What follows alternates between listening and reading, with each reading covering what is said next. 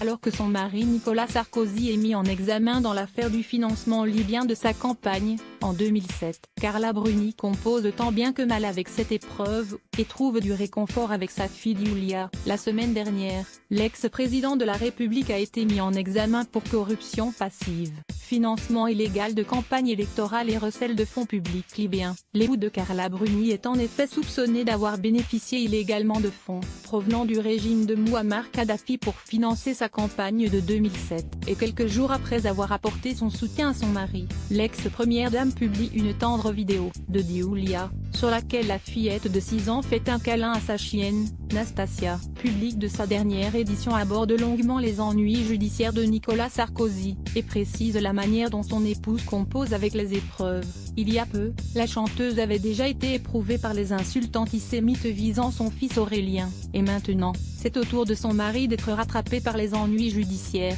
Cela cause à Carla Bruni beaucoup de tracas, à lui en faire perdre le sommeil. Elle pensait en avoir définitivement fini avec les tracas de cette vie d'avant, celle où elle était encore à l'Élysée. Mais c'est loin d'être le cas. Carla Bruni a même l'impression d'avoir plus de problèmes qu'avant. Depuis 2013, date à laquelle les enquêteurs ont ouvert une information judiciaire sur cette affaire libyenne, les ennuis n'en finissent pas de pourrir leur vie.